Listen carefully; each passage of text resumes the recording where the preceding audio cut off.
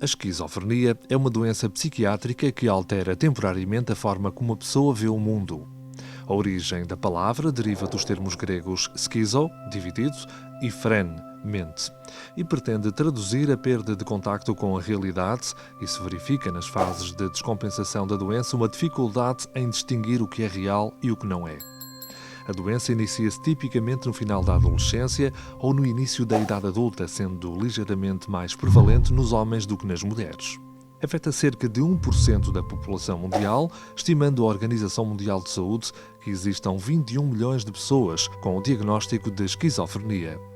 As manifestações da esquizofrenia podem ser divididas em sintomas positivos e sintomas negativos.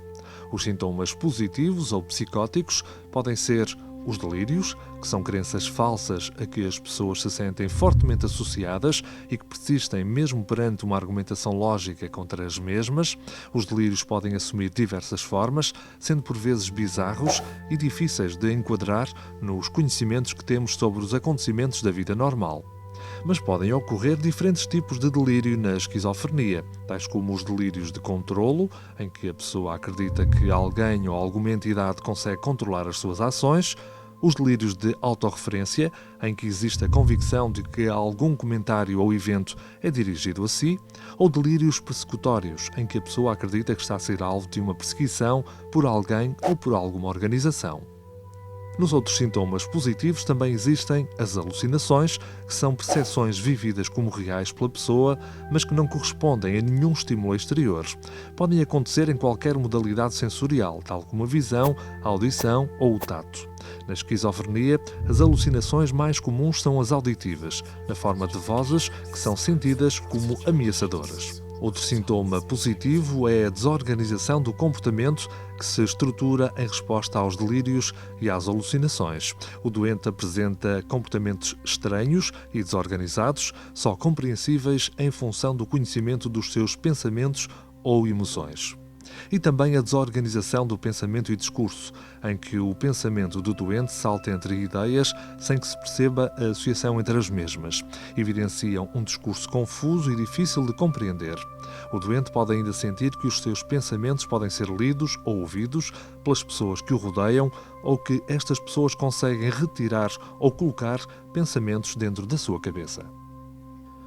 Quanto aos sintomas negativos, são manifestações que correspondem a uma diminuição ou perda de processos normais na pessoa e estes sintomas podem ter vários níveis de gravidade, incluindo o embutamento afetivo, que é uma diminuição da capacidade de reagir emocionalmente a uma situação de vida, com indiferença perante as vivências com que nos deparamos.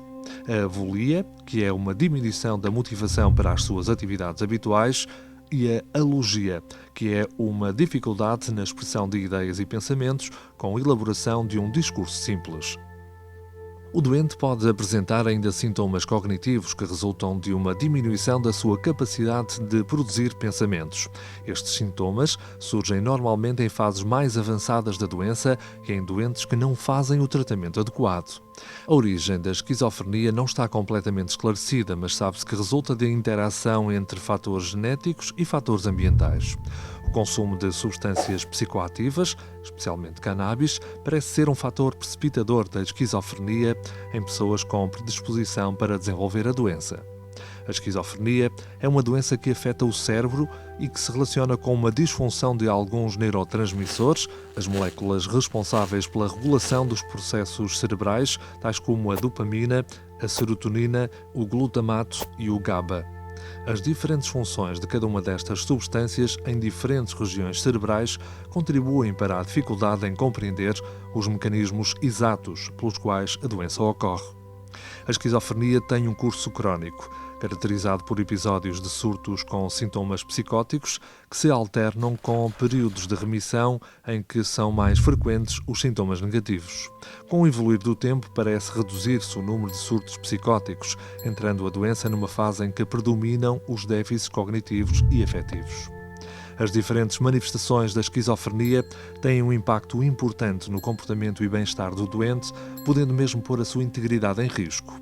Por esse motivo, é fundamental um acompanhamento regular por profissionais de saúde.